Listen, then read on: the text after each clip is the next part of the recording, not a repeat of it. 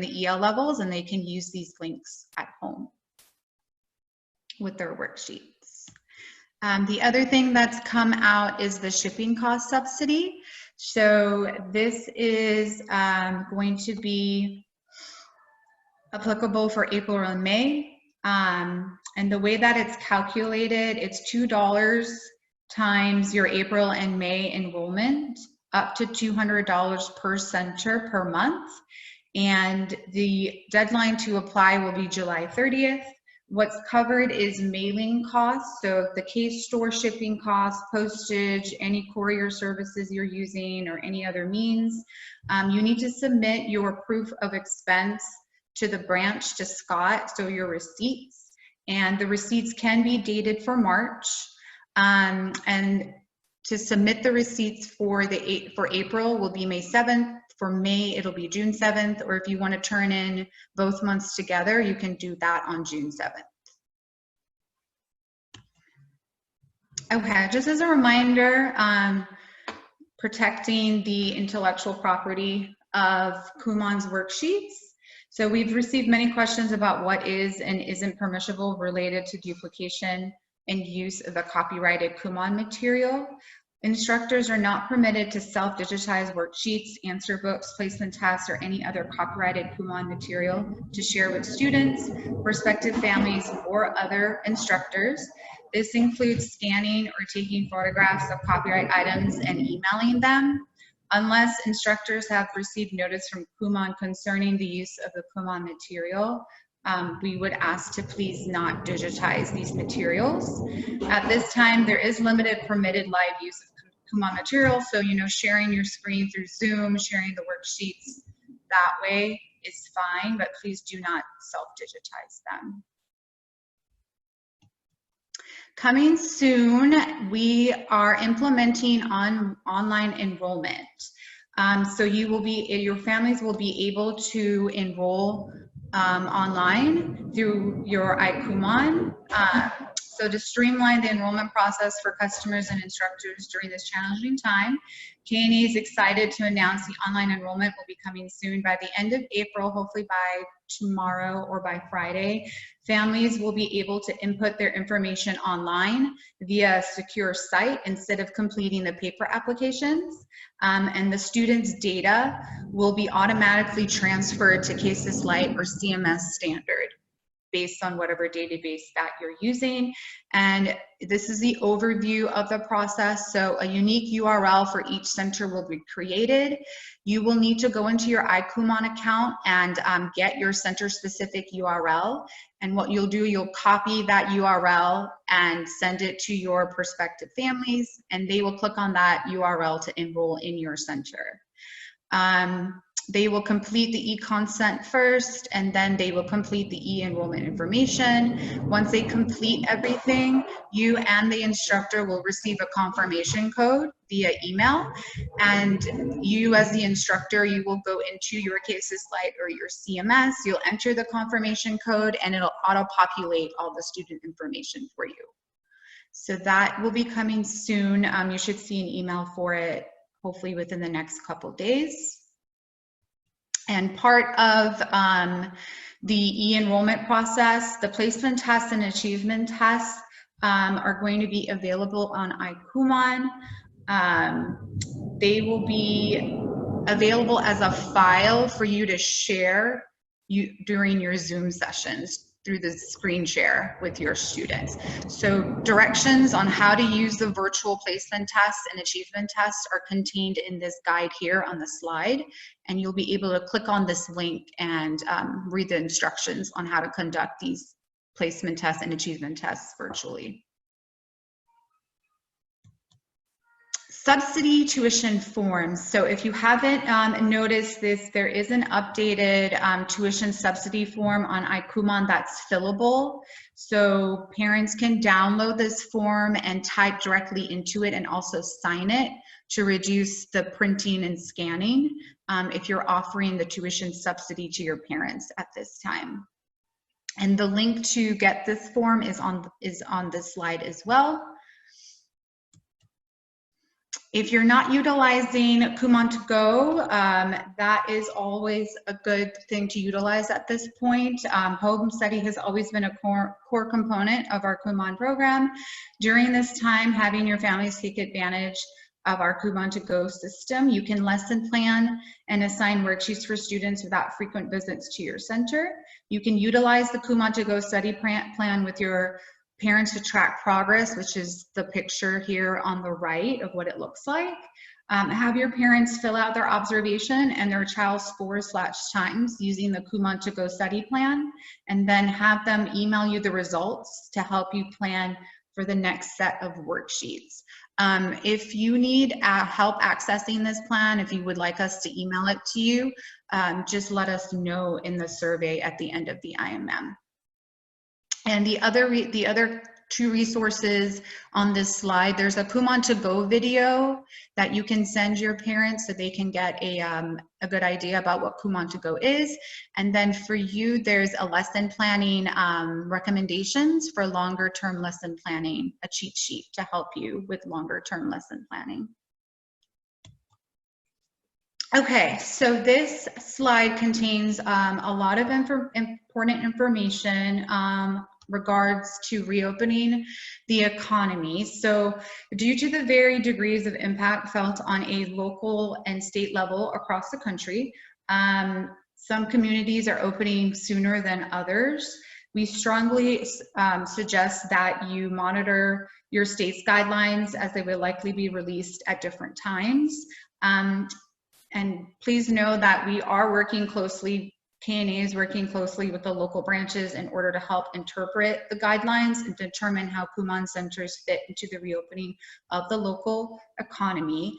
The federal government has developed a phased approach. I'm sure you guys all heard about phase 1, phase 2, phase 3 to reopen the economy. We recommend that you take a closer look at the plan, which is linked right here. The first link, Guidelines Opening Up America. Again, that's the federal guidelines.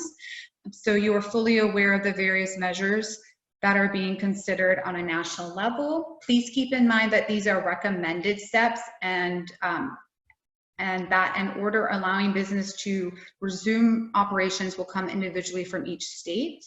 In addition, Kumon has put together a center reopening guidebook, which is the second link on this slide, that provides direction on recommended center operational changes that promote continued social distancing measures, recommendations on center cleanliness, communication templates for welcoming families back to the center, and guidance on how to shift instruction activities from correspondence study back to the center.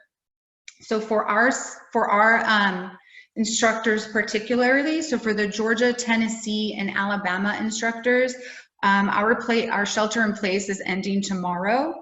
So guidelines on reopening businesses on how to practice safe social distancing measures are linked here for each state. So we've got the Georgia reopening guidelines, the Alabama reopening guidelines, and the Tennessee reopening guidelines, as well as the Mississippi reopening guidelines for our 2 Mississippi instructors. So these links link you directly to the official executive orders that come from the government office for each of these states. So please take a minute and whenever you guys get a chance and read these orders, and we also are here to advise you on how to reopen and what's the best method on how to reopen. For Tennessee, the largest counties in Tennessee, Nashville, Memphis, and Knoxville, will be setting their own reopening timelines in conjunction with their local health departments. So please contact your health departments if you're located in those cities to learn further guidelines. The Tennessee reopening guidelines is linked to the general reopening businesses as a whole. And some other things that we have designed to help you welcome back your students to the center. There's a couple templates that are linked here. So the template underneath Mississippi reopening guidelines, welcoming students back to the center. That's just some templates that you can email out to your parents to help them come back to the center in a safe way. And the other thing that Kumon is doing, all centers will be receiving a personal protective equipment center reopening kit. to assist you with items that you might need to open with additional preventive social distancing measures taken. So as you know, some of these items are high in demand. The current shipping time is around 4 weeks. Each of the centers will receive 25 masks, 1 touch-free thermometer, 100 pair of gloves, and 2 16-ounce hand sanitizers, which the hand sanitizers have a 6 to 8 week delivery time frame. And here are some, I couldn't find any for Tennessee and Mississippi, but Georgia and Alabama created a cheat sheet, I guess, on what's being opened in the next day or two and the minimum basic operations and guidelines for our Alabama and Georgia folks. So it's summarizing the executive orders.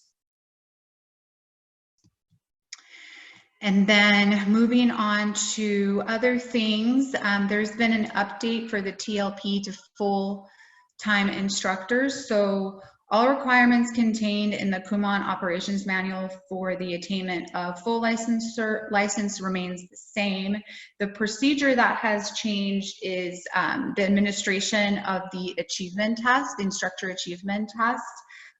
Since you're not able to do this in person, you can take your achievement test through Zoom. So you can set up a time with Scott, and he can administer the achievement test through Zoom with you. And more details on that is contained in the links on the slides here.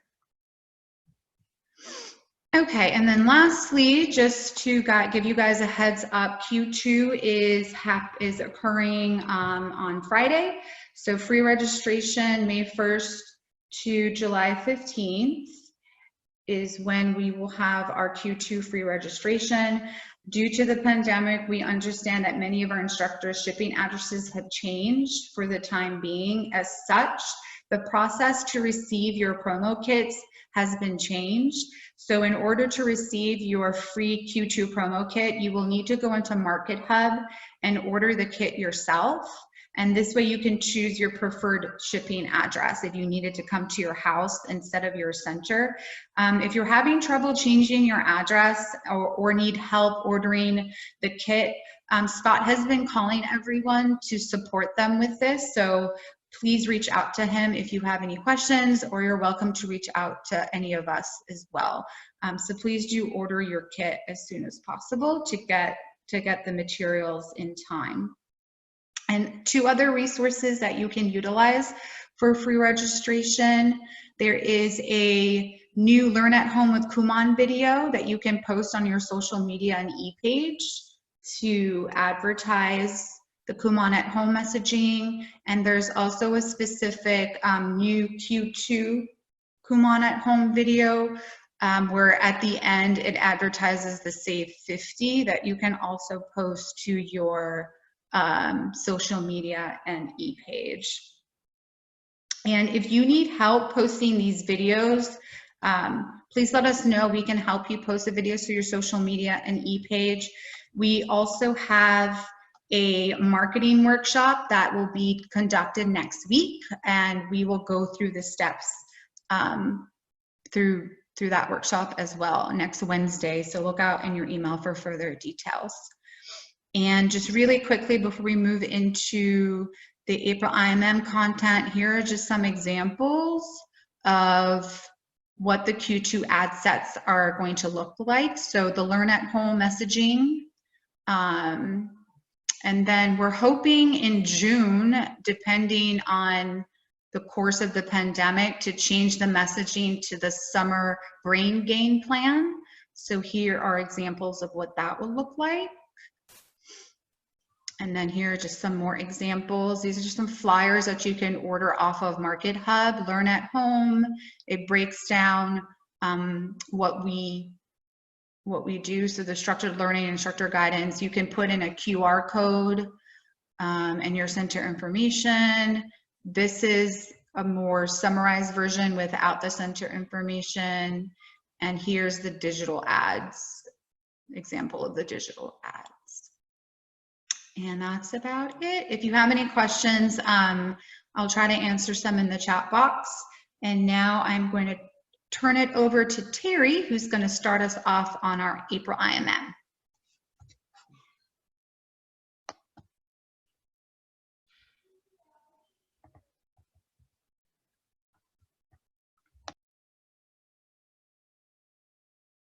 Okay, good morning, everyone. Can you see the screen here? All right, great. Give me just a second, get queued up. All right. All right, well, thank you all for showing up this morning, and we just really want to welcome you to our April IMM.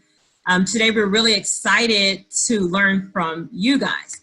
So you'll be sharing your best practices on 3 distinct topics with your peers, while we, the field staff, will facilitate the discussion. So get ready for some really robust interaction, grab your paper, pen, and be ready to take notes and learn from one another. The 3 topics, the 3 topics that we will be discussing are virtual student development, center operations, and home study situation. So to help facilitate the discussion and have a smooth flow of the conversations for each of these, each of you will be put into a breakout room in a moment according to the size of your center, okay? And this will help ensure that similar instructor questions are being answered by people who are also in a similar situation. Each of the breakout rooms will have a facilitator, between 1 or 2 facilitators from the branch, so that we can help you with the flow of the discussion questions. Facilitators will share their PowerPoint in your breakout rooms. And the following slides list the discussion questions for each of the topics. Each topic will be discussed for 20 minutes for a total of 60 minutes. Before moving on to the next topic, we will give you a 5-minute alert to wrap up the discussion, and then we'll move on to the next topic. Once that 60 minutes is up, we're all here to the main room, and we'll spend about 20 to 30 minutes sharing as a whole group. In just a minute, you're going to join the breakout rooms, and before you begin your discussion, I want you to take once you get into your room, you're going to take a moment and decide who will be the speaker for the whole group, okay? So once we get to the breakout rooms, we'll take a second. You can volunteer, it's okay, if you'd like to be the speaker to represent once we return together as a large group again. The speaker is going to be responsible for sharing at least one takeaway from each of the 3 topics that are discussed in the breakout rooms, okay? Now we're going to go ahead and put you into your breakout rooms. You're going to see a window pop up. And once you see that, just go ahead and join the breakout room. You'll accept the invite. And then once everyone is in their rooms, we will have discussions. So we're going to hear from our groups. Why is that saying what I'm saying? It's typing what I'm saying. Oh, that's interesting. Sorry, guys. For the peeps that were in the room with Tori and myself, what was your biggest takeaway from the virtual student development discussion?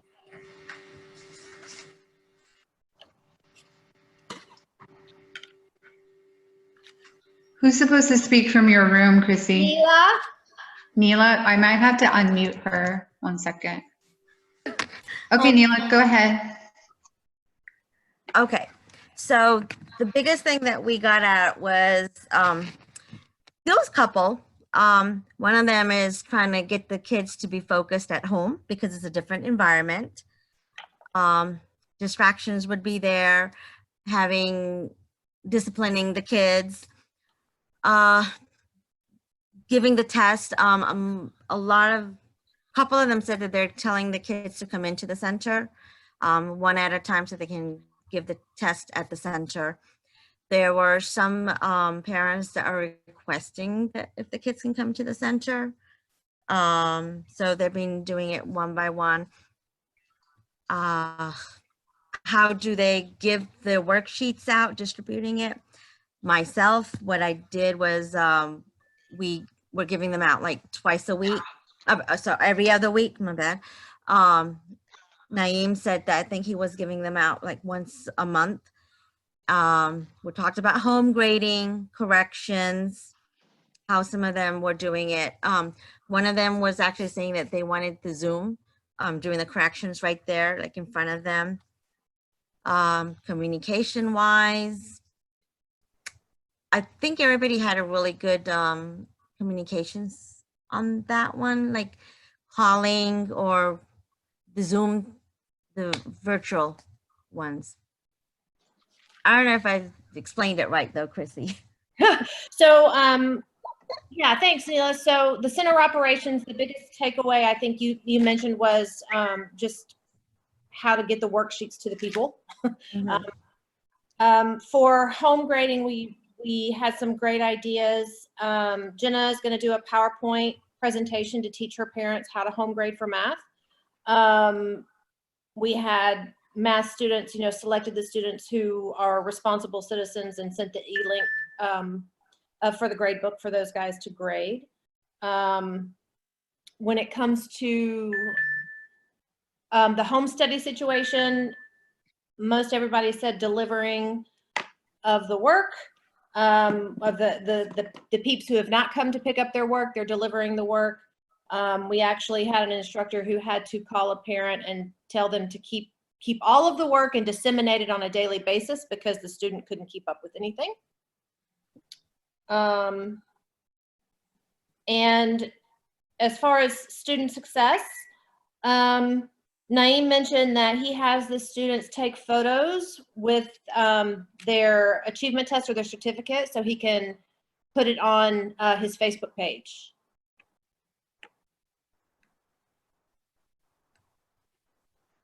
So Tina and Jenna, no, Tina, peeps in Tina's room. What were your takeaways? Your biggest takeaway from virtual student development? Hi, everyone. This is Aarti, and I'm speaking from my group. The biggest takeaway was if you are well organized and you can communicate with your families what the expectation is, things would run smoothly. Most of the people in our group were LAT centers, and so it was difficult to do anything in person, but mostly everybody was very well organized by way of preparing homework and leaving it outside. Communication, I missed a lot of it because of the spotty internet, but everyone had a way of communicating with parents. One of the instructors who does not have any home grading had parents leave the work outside and the staff would grade and leave it back again in the boxes for parents to pick up. And in case what she felt was it was really good to hand the workout on a personal basis. So she would go personally to the center. Most of us did prepare work for the whole month, and watching the students take the test either virtually or give proper directions to the parents as to how they should proctor the tests was very informative. And basically the biggest takeaway is the more you communicate and inform parents as to what the expectation is, it should work out. And with time, things will kind of fall into place.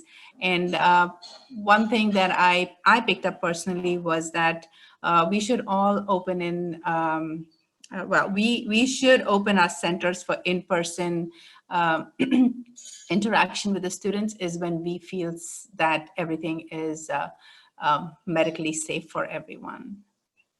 Thank you. Thank you, Aarti. Taking some notes. Okie doke. Leslie and Terry, you guys had a couple of rooms. Leslie, you want to start us off? So people in Leslie's room, what was your biggest takeaway from the virtual student development discussion?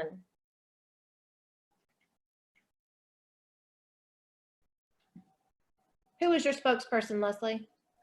I think it was Shirley, but I think we had some connection challenges. So I can share what I noted, everyone's best practices. So in terms of virtual class sessions, Terry had a really good idea. So when she's planning, she's writing down on her calendar the new concepts and the achievement tests that she wants to observe the students do. So she'll let the student know that, you know, on this day when you're doing a new concept, you need to come onto Zoom or Skype and FaceTime. So then she's able to observe. And this has helped her to avoid the parents teaching the students the new concepts, so that they can learn the new concepts the Kumon way. Nice.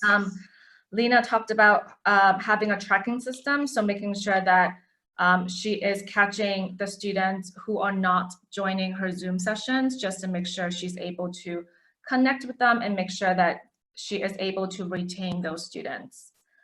For center operation, Sarama and I think Lena also mentioned how they are keeping in contact with the assistants. So one of them is having a report from the assistant to the instructor every Friday to share their feedback as they have these one-on-one Zoom sessions with the EL students. And they also, with the EL students, they rotate. So one week the assistant will work with them, and the next week the instructor is going to work with them. So the instructor is always observing how the student is doing. And we talked about using Kumon to Go, so the homework organizer, to help parents who are home grading to enter in their scores. And the last best practice we talked about was, you know, getting the parents on board with home grading.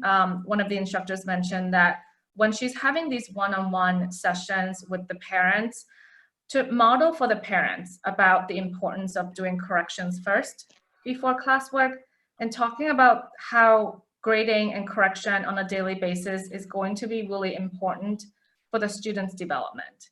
So they don't feel that, you know, this is something that they're doing for us. They're really doing the home grading to benefit the students.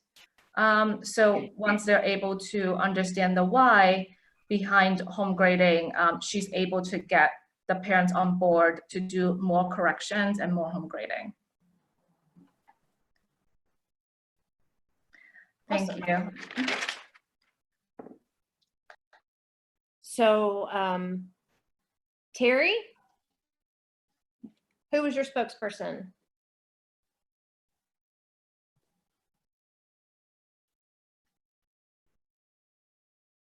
I don't know if you can hear me. I can't hear you.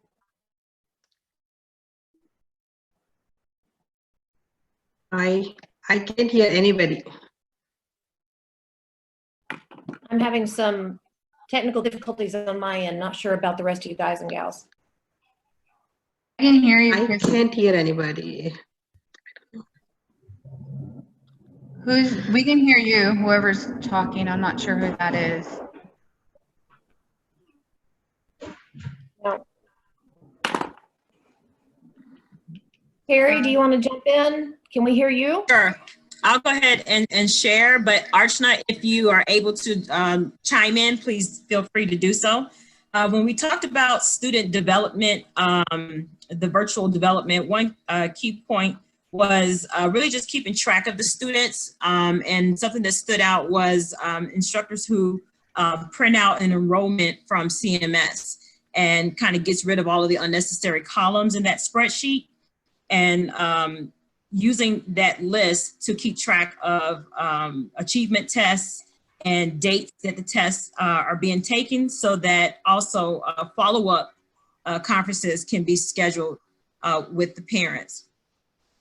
In the center operations, one point that stood out was sort of transitioning the parents, I guess, more mentally. So for example, changing the pickup schedule from being 2 to 3 weeks at a time and reducing it to picking up the work every week.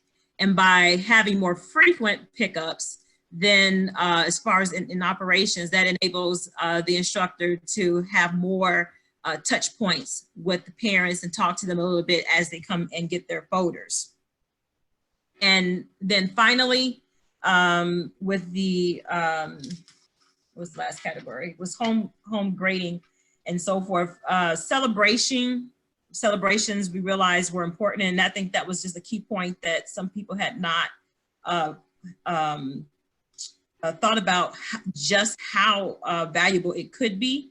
But we have instructors who have asked their parents to share videos and share photos of their kids doing Kumon, and they're sending that in, and also making announcements in their email blasts about students who have achieved, completed a level and are moving on to the next level. So sharing those achievements, not just in the one-on-one sessions, but you know, blasting it and sharing it with the whole center community.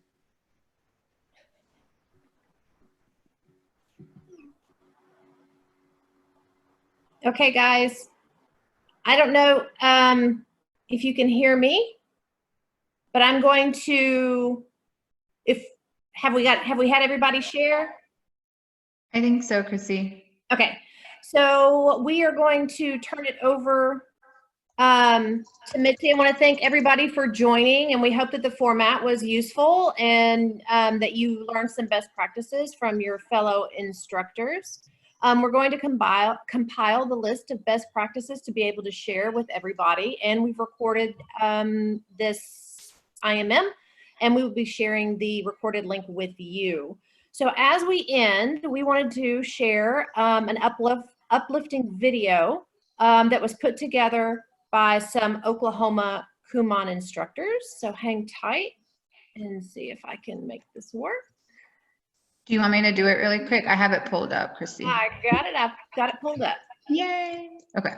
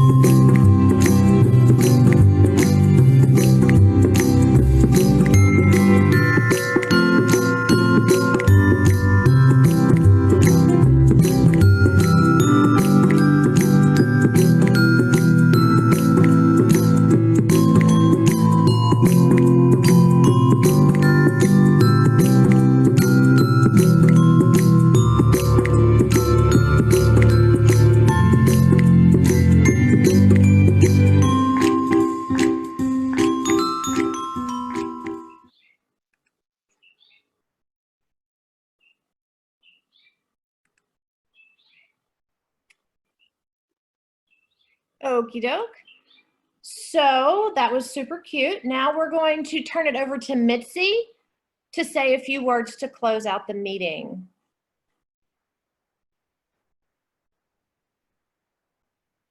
Do we still have Mitzi?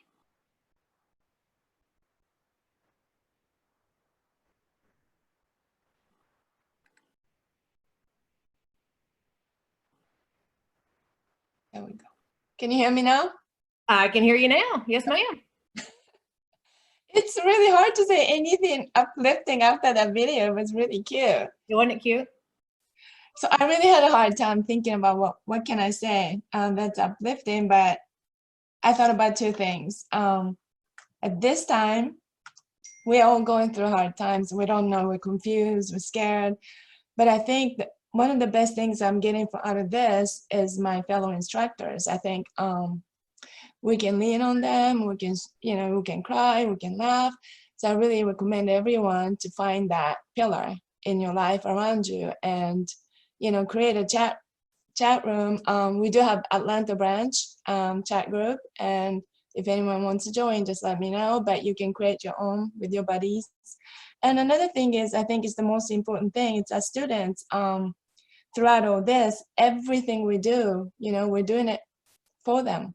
That's the reason we're here. And I think the parents are really seeing that our effort, we're trying to do the best we can and keep, continuing to do best for them, for the kids. And I think we just keep their faces in our mind.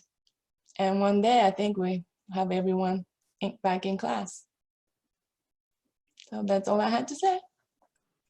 Thank you, Mitzi. Thank you, everybody, for joining. Anybody else? All right. Well, we will send out the list of best practices and along with the recorded version, and we hope you guys have a fabulous rest of your day. Stay safe.